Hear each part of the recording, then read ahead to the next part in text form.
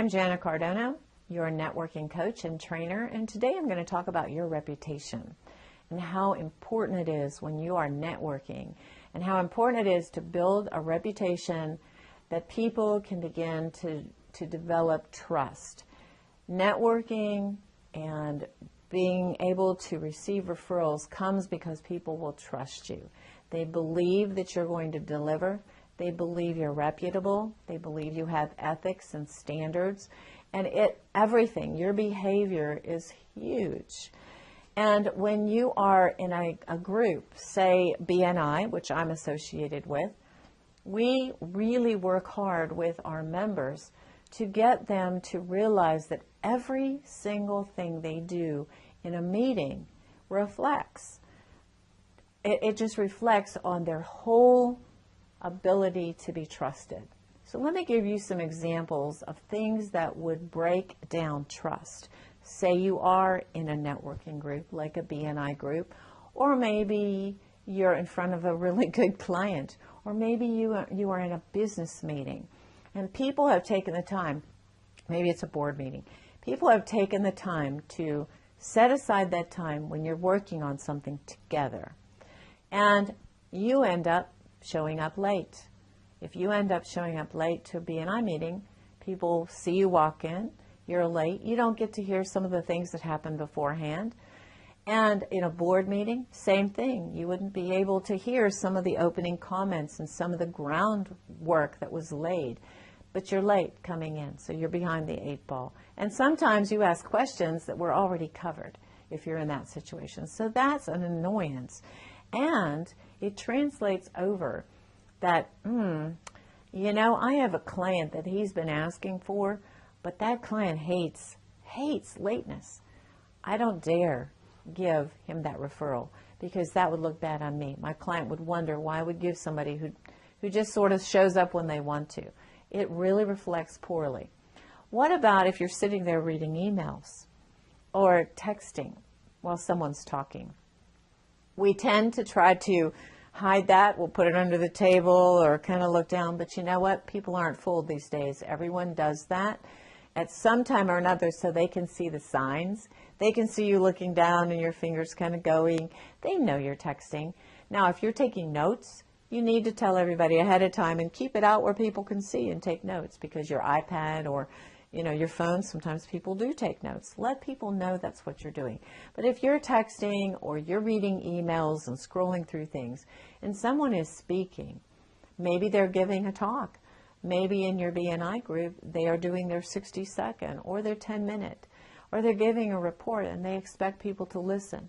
If they see you doing something where your mind is being diverted to something else, they really know you're not listening to me. You're not respecting my time, what I have to say. You could care less.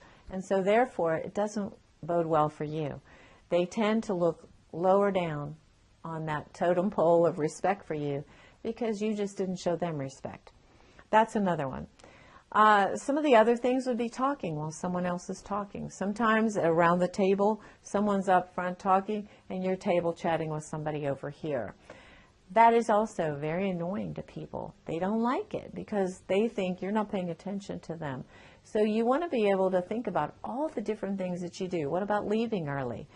If the meeting goes from this time to this time, if you leave prior to it being over, especially if other people have an important role at the end or they have something that needs to be translated out or explained, and you jet out, you look more important or in your mind than they are.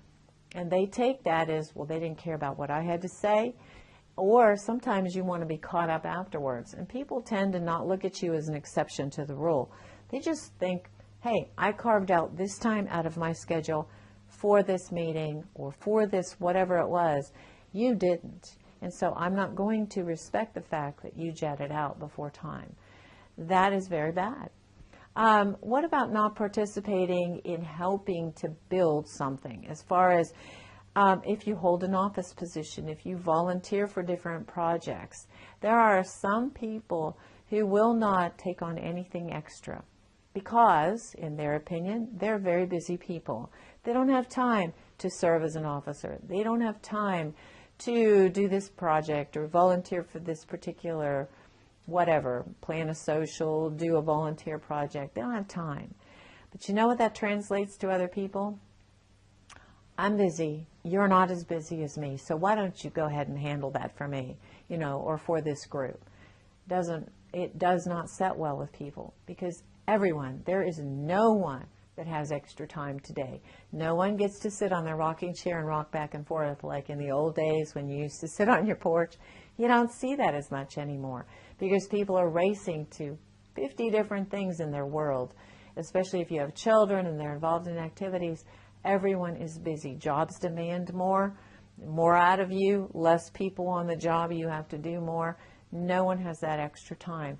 But if everybody does a little bit, they're going to all participate in the end result. If you think you're an exception to any of the things that group requests or requires, you're really not. And you're fooling yourself. You're destroying your reputation in the group. In BNI, we have an attendance policy. And if you miss a lot of meetings, you're actually held accountable for those. We do have a way around that, sending substitutes. That helps in a BNI meeting, because then you fill that room with some other person who can hear the speaker or hear what's going on in the room and maybe be able to purchase or at least be aware of the products and services your team is offering. It's a very important part of a BNI team. But no matter what team you're on, whether it's work or whatever, if you care about the people and you care about the workload of those people and you care about respecting what they say and what they have time for, it's extremely important to you. So that confidence that they have in you comes from that respect that you show to them, no matter what it is. What if they make an appointment with you? In BNI, we call it a one-to-one. In your outside world, you could make a lunch appointment with someone. And maybe, guess what? You just don't show up. You forget, or a client walks in and you forget to call and you just don't show up. Or you're so busy, they'll surely understand if you tell them, I just got flat out busy and I just couldn't make it. And they're sitting there looking at their watch thinking, gee, did I do the wrong thing? Did I get the wrong day? And pretty soon they leave. If they find out you just didn't call, or you just were so busy that you just didn't think you had time, but you didn't call them and you didn't let them know, and you let them drive to the restaurant or wherever you were meeting, and you didn't let them know ahead of time. Of course, if emergencies come up, we understand those kind of things.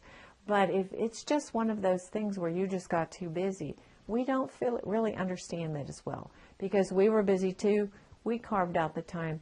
We showed up and you didn't. Sometimes people feel like social things outside of work are a waste of time. I really disagree with that. Socials are important. Yes, we're business people. Yes, we do business-oriented things. But when you meet outside for an after-hours thing, and you mix with other people under different situations. Maybe you go on a Saturday to an event together, or you go bowling together, or you do whatever as a team of people. There's something about changing clothes and getting in some sports outfit or something different, or doing some fun activity, or just getting together and chatting outside that is non-business related, that builds bonds and builds relationships, and it deepens understanding with people. So sometimes people get an image of you in a meeting, and you could be on the outside with a ball cap on or doing something different, working with your children in a family event, and they see you in a totally different light. They change their opinion of you and begin to feel like they could refer to you. That's really important, and you never know how that social event might affect your image. And people might think you were stuffy and solid and not able to bend at all and not really easy to talk to. But then they see you in a situation like this, and all of a sudden you're a totally different person, and they like you, and they begin to think, you know what, I could do business with you, I could work with you, I could refer to you because you're a human being, rather than some stiff person over here that maybe they see in a suit and tie. All of those things are important. You can build your image or you can tear it down in moments by things that you say. If you're a complainer, if you have a bad attitude, no one likes those kind of things. I have a rule that I work with within my own life. People can tell me what they disagree with. And if you have something that you don't like about what I do, I always feel like you can tell me. But I have one request, and that is, if you disagree with something, you need to at least offer a suggestion on how to fix it. What you would do under that situation, how you think it should be handled. Because you know what? You might be right. And I could work with that, or somebody else could work with that. But if you're just pointing fingers at somebody, no one likes that. If you don't offer some solutions, that's just being critical. But if you do offer solutions, that's constructive, and somebody can work with that. So think about your behavior, whether you're at work, whether you're on a BNI chapter or any other kind of organization out there where you're volunteering or you're on a committee. You can make or break the ability for people to work with you, refer to you, like you, trust you by the things that you do. You have to be loyal. You have to be on time. You have to follow through if they give you something to do, if they give you a referral. Do not say, oh, geez, I'm so busy. Not even tell them, but think, I'll get around to that. And then it might be a week or two. Follow up on referrals. They say typically you should not let more than 48 hours go by before you at least give a call. And even if you are flat busy and you don't have time right now, say you're a remodeler, you're working on a big house, you can't possibly take on this project, you can at least call that person and say, I so want to help you. However, this is my situation right now. This is where I am. Would it be possible to contact you in a few days? You know what? They might say yes. But if you ignore them and then you get around to calling them in a week from now, guess what? Their excitement to use you died. And they've probably already got someone else. And they're looking at the person who referred and going, you know, why'd you refer that person? They never even called me back. Everything reflects back on you. So think about when you're ready to do something, what is this going to do to my reputation? Pull it up or pull it down. You never want to go down. You always want to go up. Then you will build a stronger word of mouth referral team. You'll gain respect. You'll gain the confidence and trust of individuals, which is exactly what you need to build your business. I'm Jana Cardona, networking coach and trainer.